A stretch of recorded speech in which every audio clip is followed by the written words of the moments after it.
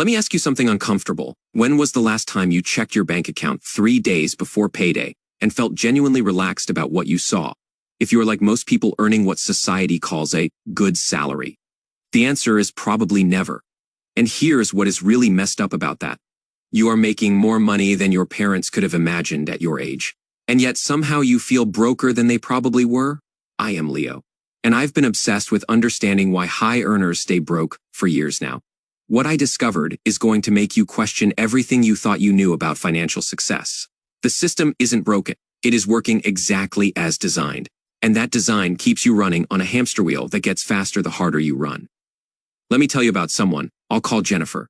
She is 37, works in marketing, pulls down $92,000 a year. By any reasonable standard, she should be crushing it financially. Top 15% of earners in her country, college educated, career trajectory pointing upward. On paper, she is winning. In reality, she is 3 weeks away from a financial meltdown at any given moment. Here is how her month actually breaks down. Her take, home after taxes, retirement contributions, and health insurance, comes to about $5,100. Sounds decent, right? Now watch what happens to that money before she even has a chance to think about it. Her rent is $1,850 for a one-bedroom apartment in a decent neighborhood. Not luxury, just decent. That is 36% of her take. Home gone immediately. Student loan payment, $480. She went to a good school, got that degree everyone said she needed. Car payment and insurance, $520. She needs reliable transportation to get to the job that pays for the car she needs to get to the job. You see where this is going. Groceries and food, $550. Phone and internet, $140. Utilities, $180. Gym membership, because she should take care of her health, $65. Subscriptions, Netflix, Spotify, that meditation app she uses 3 times a month, $45. Credit card minimum payment from when her car needed an emergency repair last year, $200. We're now at $4,030 of her $5,100 monthly take. Home. She has $1,070 left. Sounds like breathing room, right? Except she hasn't put gas in her car yet. She hasn't bought clothes. She hasn't gone out with friends once. She hasn't dealt with any unexpected expenses. She hasn't saved anything. By the end of the month, Jennifer typically has between $50 and $200 left. Sometimes less. She's making $92,000 a year and living like someone making $35,000 feels like they should live. This isn't irresponsibility. This isn't poor financial planning. This is the system working exactly as it is designed to work. Here's what nobody tells you about salary. It is not designed to build wealth. It is designed to build dependency. Let me explain how this trap actually functions, because once you see it, you can't unsee it. The first mechanism is what I call invisible fragmentation. When your money arrives as one number but disappears as 1,000 small numbers, your brain can't track the loss. Jennifer sees $5,100 hit her account and feels like she has money. She doesn't feel like she is broke. She has a nice apartment. She drives a reliable car. She can go out to dinner occasionally. The lifestyle markers of success are present, so her brain interprets her situation as successful. But lifestyle markers aren't wealth. They're the opposite of wealth. They're obligations pretending to be accomplishments. This is the genius of the salary trap. It gives you just enough comfort to prevent the panic that would make you change course. You are not suffering enough to revolt against the system, but you are not free enough to escape it. You are perfectly calibrated to stay exactly where you are. The second mechanism is even more insidious. Golden handcuffs that you forge yourself. Here is how it works. You get your first real job out of college. Let's say it pays $55,000. You are ecstatic. You finally have money, so you move out of your cramped apartment into a nicer place. Your rent goes from $800 to $1,200. But you can afford it now. You upgrade from your beat-up college car to something reliable. Your payment goes from $0 to $350. But you are earning real money now. You deserve this. 3 years later, you get promoted. Now you are making $70,000. Another upgrade, better apartment, $1,500. Better car, $450 payment. You start eating out more. You take that vacation you've been putting off. This is what success looks like, right? 5 years after that, you are at $90,000. Everything scales again. Rent, $1,800. Car, $550. Your spending patterns have matured to match your income. You are not being irresponsible. You are just living at the level your salary suggests you should live at. But here is the trap. You are not actually any better off than you were making. $55,000. Your income went up 64%.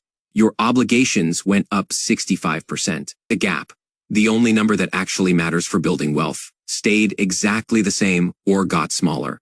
And now you can't leave. You can't take a sabbatical. You can't pursue that business idea. You can't take a lower paying job that might lead somewhere better. Why? Because you need $90,000 just to maintain the lifestyle you've built around making $90,000.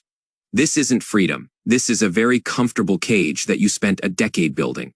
One raise at a time. I have a friend, let's call him Marcus, who made $180,000 working in finance. Every time I'd see him, he looked exhausted, dark circles under his eyes, stress radiating off him like heat. One day I asked him why he didn't just quit. He was clearly miserable. He laughed this hollow laugh and said, "I can't. I've got the mortgage, 2 car payments, my daughter's private school tuition. I need this job." Then he paused and said something that has stuck with me. I thought making 6 figures would feel like freedom. Instead, I just have more expensive chains. That is when it hit me. The salary trap doesn't discriminate by income level. You can be just as trapped making $200,000 as making $50,000. The only difference is the quality of your prison. Here is what really messes with people. Raises actually make the trap worse, not better. Every time you get a meaningful raise, something happens. Your landlord raises the rent. Your car needs replacing. You have kids, they need things. Your lifestyle expands to fill your income like gas filling a container, but your financial anxiety doesn't decrease.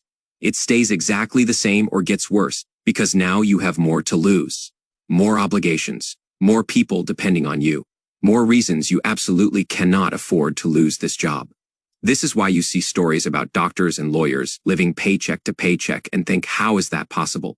It is possible because the system is designed to scale your obligations to match your income. Regardless of what that income is, a CEO making $500,000 can be trapped just as thoroughly as a teacher making $50,000 if they've built a life that requires $480,000 to maintain. The gap between what you earn and what you need is the only thing that matters. And the system, through social pressure, advertising, lifestyle expectations, and the fundamental way salary employment works, is engineered to keep that gap as small as possible. Think about this. When was the last time you got a raise, and your first thought was, I should save this? It probably wasn't. Your first thought was probably, now I can finally afford X, or this will help with Y. That is not a character flaw. That is conditioning. That is the trap working.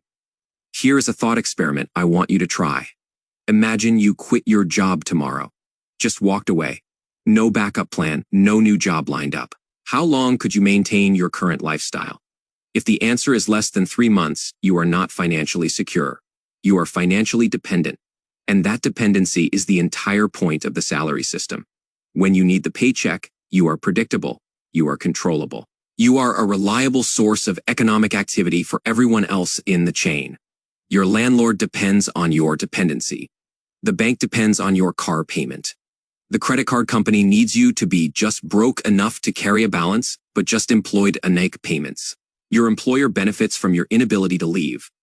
The entire economic structure is built on you staying exactly where you are. But here is the thing nobody tells you. This isn't inevitable. It is not a law of nature. It is a system, and systems can be hacked. The people who escape the salary trap don't necessarily earn more money than you. They just refuse to play by the system's rules. They make different choices that feel wrong at first because they go against everything we're taught about success. They keep driving the older car even after the raise. They stay in the smaller apartment even though they could afford better. They resist the upgrade cycle that everyone around them participates in. And because they resist, they create something. The system doesn't want you to have options. When you have 6 months of expenses saved, something fundamental shifts in your relationship with your employer. You are no longer negotiating from desperation. You can walk away from bad situations. You can take calculated risks. You can pursue opportunities that might pay less initially but lead somewhere better. When you have a year's worth of expenses saved, you are basically unfireable in your own mind. The power dynamic completely reverses. You are there because you choose to be, not because you have to be. That gap, that space between what you earn and what you spend, it's the only real wealth you'll ever build from a salary. Everything else is just numbers moving through your account on their way to someone else. So here is what breaking free actually looks like. It is not sexy. It is not Instagram worthy, but it works. First, you have to stop measuring success by income and start measuring it by the gap. A $60,000 salary with $1,500 monthly expenses is infinitely better than a $150,000 salary with $12,000 monthly expenses. The first person is building wealth. The second person is building obligations. Second, you have to resist lifestyle inflation like your freedom depends on it, because it does. When you get that raise, act like you didn't. Redirect the entire increase to savings or investments. Live on last year's salary. This feels insane in a culture that celebrates upgrades, but it is the only way out. Third, build your escape fund before you build anything else. 3 to 6 months of expenses in an account you don't touch. This isn't an investment strategy. This is psychological armor. The moment you have this, your relationship with your job changes. You are no longer a hostage. Fourth, understand that the goal isn't to quit your job tomorrow. The goal is to not need it. There's massive power in showing up to work because you want to, not because you are 3 weeks away from financial ruin without it. The salary trap is real.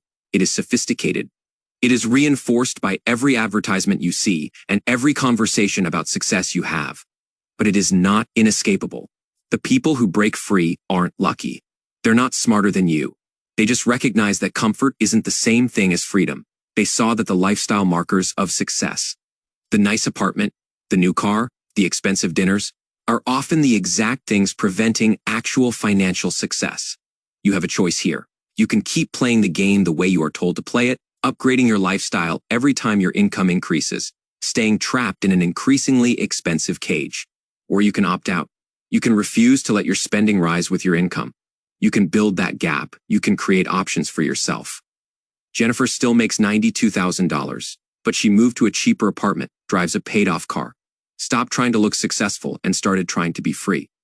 Last time I talked to her, she had $35,000 saved. She is not there yet, but she is no longer trapped. And she said something that perfectly captures what changes when you break free from the salary mindset. I make the same money, but I feel rich for the first time in my life. That is the difference. The salary trap isn't about how much you make. It is about how much you keep, and keeping is a choice. If this hit home for you, hit that subscribe button. I break down the psychology of money and the systems designed to keep you broke every single week. Let's figure out this wealth thing together. I am not a financial advisor, mortgage expert, or licensed financial professional. The content on this channel represents personal opinions only and is intended for educational and entertainment purposes. Please conduct your own research and seek professional guidance before making any major financial decisions. See you next time.